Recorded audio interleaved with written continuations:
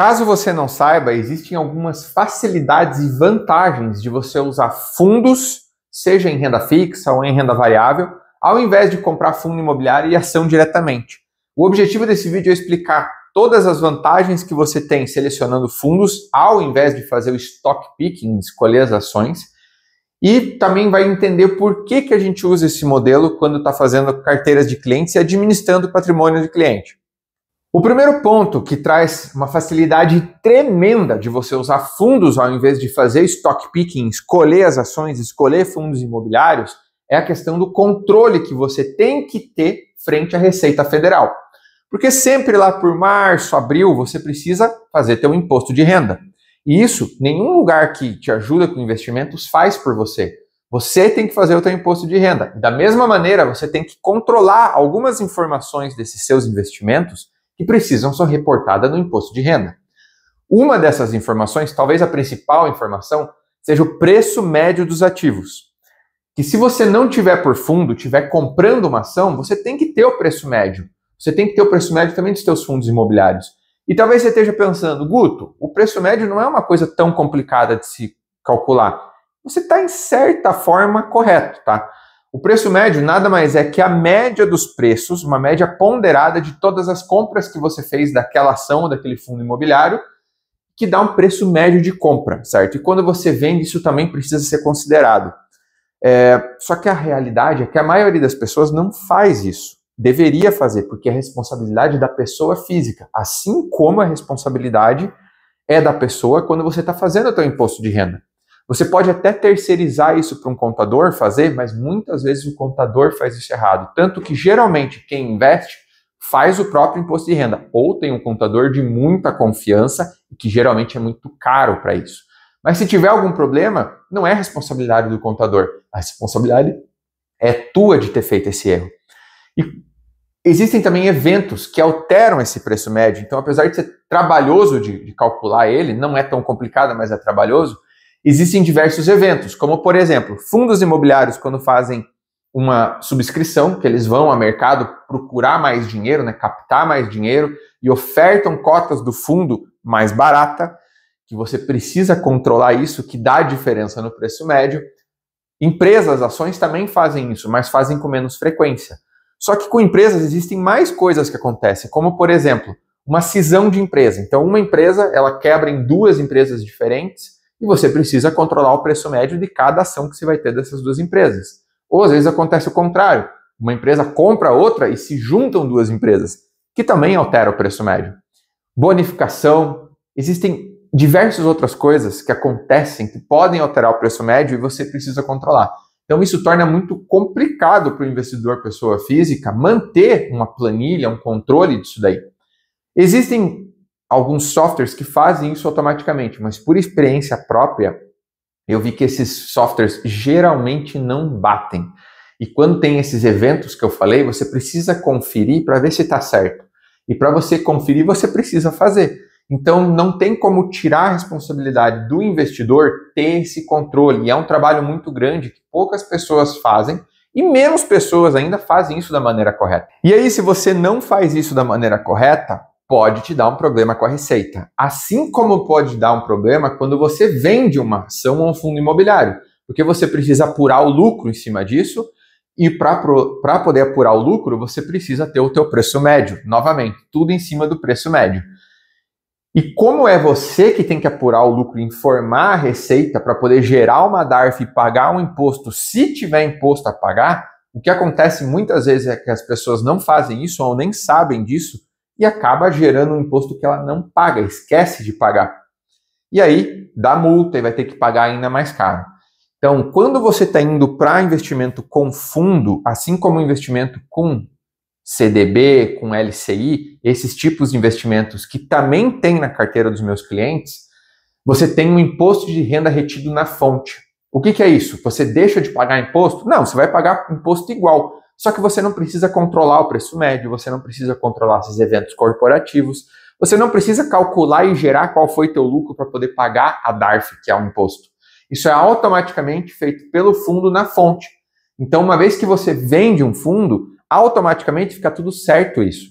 Não tem risco de dar um problema com a receita, porque todo o cálculo é feito pelo fundo e feito automaticamente a parte de retenção de imposto.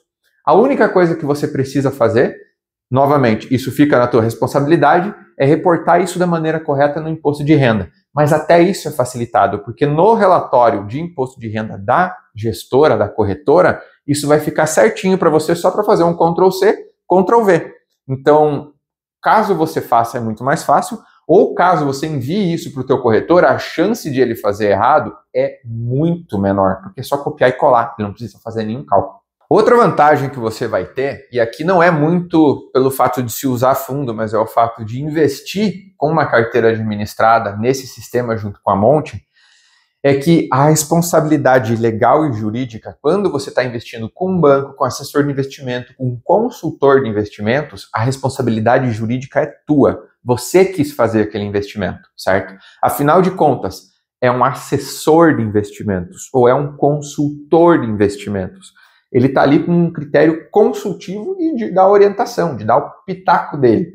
Nesse sistema aqui, muda um pouco. Nesse sistema que eu uso junto com a Monte de carteira administrada, a responsabilidade legal dos investimentos é da gestora, é da Asset. Ela tem responsabilidade sobre a escolha dos investimentos e também da parte jurídica que isso implica, certo? Tanto que nesse modelo traz um pouco de benefício para você em termos de comodidade novamente, porque você não tem aquela notificação, aquele push notification, né? Que caso você esteja com assessor ou consultor, você precisa acessar o teu aplicativo da corretora e dar um ok naquela operação. Isso quer dizer o quê? Que, em suma, no final, é você que está escolhendo fazer aquele investimento, porque você deu o ok, certo? Essa é a notificação que você tem que fazer no modelo de assessoria e de consultoria de investimentos. Nesse modelo não tem isso. É a própria gestora que faz a movimentação e também puxa a responsabilidade jurídica para ela. Um outro ponto que muita gente talvez não conheça é como funciona um fundo de investimentos. Um fundo de investimentos tem uma equipe estruturada e ele deve seguir certas normas que a CVM impõe para ele. Essa equipe tem uma série de analistas, de economistas, administradores, pessoas que vivem daquilo, que trabalham no mercado, que têm formação naquilo. E geralmente ele é composto ali por 10, 15 pessoas, cada um especialista numa área e com sua responsabilidade. E eles ficam o dia inteiro, constantemente, monitorando a tese de investimentos daquele fundo para garantir que ela continue sendo uma boa tese de investimentos, né, que performe bem e que ele consiga ser um arrozinho que se sobressaia dos outros. E existe muitos estudos que mostram que é muito difícil você performar melhor do que um fundo de investimentos. Porque pensa comigo, eu ou você, escolhendo sozinho quais seriam os ativos que vão compor a nossa carteira. A gente não vive o mercado, a gente não trabalha o dia inteiro pesquisando qual é o melhor ativo para uma carteira de investimentos. Eu não faço isso também. Eu tenho uma gestora que faz isso, que escolhe quais são os melhores fundos para poder compor uma carteira. Mas dentro de um fundo de investimento tem as pessoas especialistas em cada área. Será que eu ou você sozinho consegue bater uma equipe de 10, 15 especialistas no assunto que conversam o dia inteiro sobre isso, que tem formação na área focada para esse tipo de coisa? Provavelmente não. Provavelmente a equipe vai ser melhor que a gente. Então só desse ponto a gente já parte no pressuposto que o resultado dessa equipe vai ser melhor que o resultado nosso. O grande ponto é fazer os filtros qualitativos e quantitativos que eu expliquei no vídeo anterior. Caso você não tenha visto, eu vou deixar o card aqui em cima, para poder ver se esse fundo tem uma lógica de investimentos robusta ou não. E talvez você esteja pensando nesse momento, olha, Guto, mas se eu for investir por fundo, eu sei que o fundo tem uma taxa de administração. Uma parte do que o fundo lucra, que é usando o meu dinheiro, fica para eles. Isso é óbvio, afinal de contas, eles não trabalham de graça, né? Eles precisam tirar o lucro deles para poder pagar o salário desses profissionais que atuam fazendo parte desse fundo. Mas o que você tem que pensar principalmente, a grosso modo, é que você prefere ter um retorno de 10% fazendo você mesmo, caso você seja um especialista em investimentos ao ano, tá? Um valor hipotético, 10%, ou você prefere ter um retorno de 14% ao ano, pagando 1% de taxa de administração para esse fundo. Veja, aqui você vai ter um retorno de 10% e não vai precisar pagar nada para ninguém. Então você fica com os seus 10%. Aqui você vai ter um retorno de 14%, mas precisa pagar 1%. Então você fica com 13%. Essa é a lógica. A lógica é que mesmo você pagando pelaquela equipe, você vai ter um retorno superior a você fazer isso sozinho. E talvez você esteja pensando agora numa outra conta, na conta de, olha, eu tenho um assessor de investimentos que me cobra gratuito, que a gente já sabe que não é gratuito, e eu tenho esse modelo de carteira administrada, que eu achei muito legal, a explicação de como é que faz o filtro dos fundos, como é que funciona a praticidade, a lógica por trás dele, mas eu preciso pagar por isso também, né? Será que não é melhor ir com o gratuito? E essa análise, eu queria fazer... Se você só comparar os percentuais, você vai ver, tem um gratuito contra um modelo de carteira administrada que me cobra 1,5% ao ano, alguma coisa assim. Obviamente o gratuito me parece ser melhor. Só que o que você deveria observar e fazer análise? Nesse modelo de assessoria de investimentos, você está sendo recomendado um produto que ele tem um retorno X, tá bom? Um retorno desse tamanho, com um risco às vezes gigante, sendo que aqui você poderia ter o mesmo retorno com um risco condizente. Ou você tem um retorno, né, desse tamanho com um risco desse, que no modelo de carteira administrada você poderia ter um retorno maior com um risco compatível. Então é essa análise que você precisa fazer quando você está comparando um modelo de assessoria de investimentos com um modelo de consultoria de investimentos, que é esse modelo que a gente usa aqui. E por que eu trouxe esse exemplo aqui? Por que eu quis mostrar isso? Porque justamente nesse modelo com a monte de carteira administrada, ela existe só para fazer uma coisa, só para filtrar quais são os melhores fundos, os melhores ativos que são indicados para compor uma carteira de investimento. Eu já expliquei no vídeo passado, que eu deixei aqui em cima o link, como é feita essa seleção, e isso justifica existir a gestora. Ela existe para facilitar a tua vida com o modelo de carteira administrada, que é um modelo que você não vai encontrar facilmente por aí, e se encontrar vai ser com patrimônio de entrada muito alto, e fazer essa seleção. O objetivo dela é só trazer os melhores fundos que compõem a tua carteira. Um outro ponto muito importante é que as melhores investimentos muitas vezes não estão disponíveis para pessoas físicas nas corretoras de valores.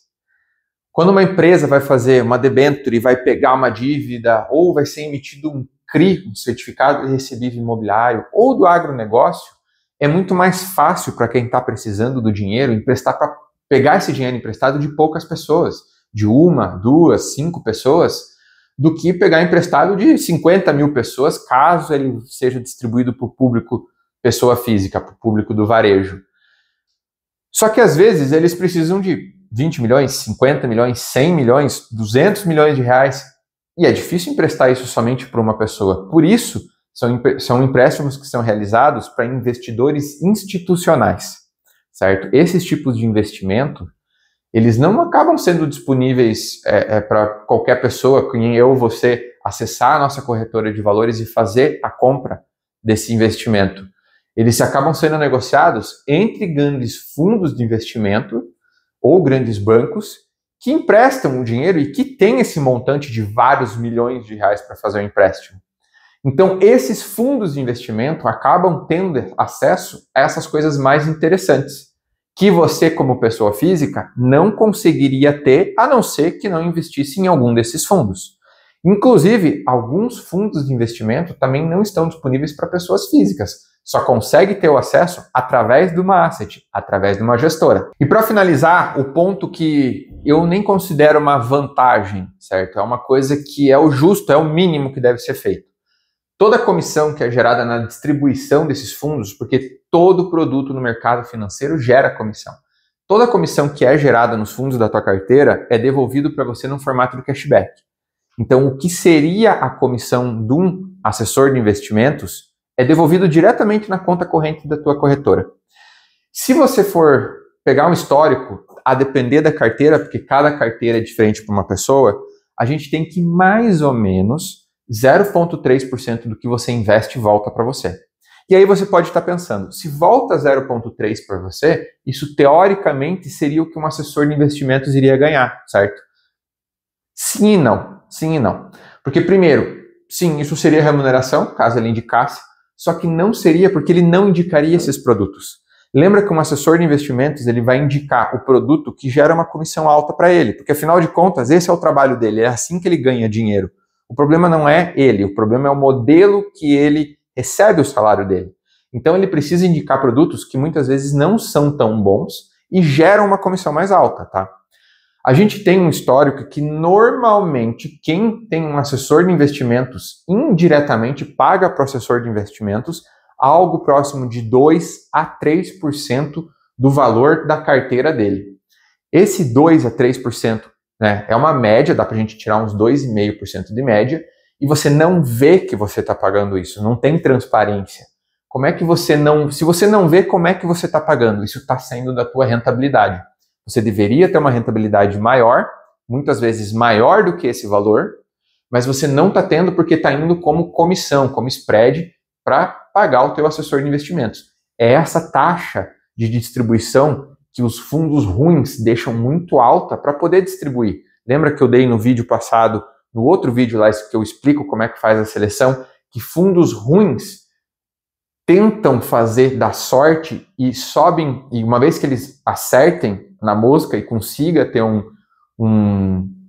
histórico de curto tempo daquele fundo mostrando um bom resultado, eles investem muito em distribuição. Investir muito em distribuição é pagar alta comissão para os assessores distribuírem aquele fundo.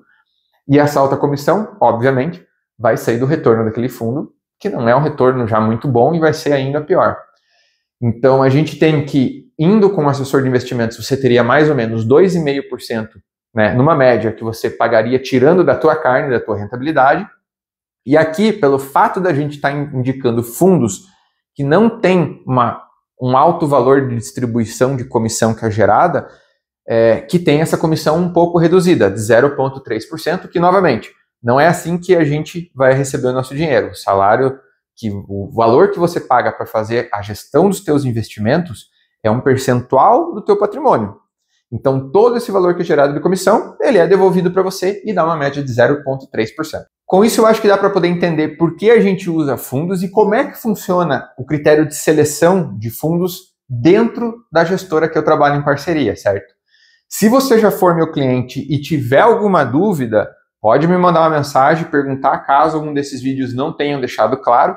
E caso você não seja meu cliente e queira entender um pouco mais e ter uma conversa sobre ter essa possibilidade, essa facilidade de ter uma equipe de profissionais gerenciando o seu portfólio de investimento, me deixa uma mensagem aqui embaixo e a gente troca uma conversa.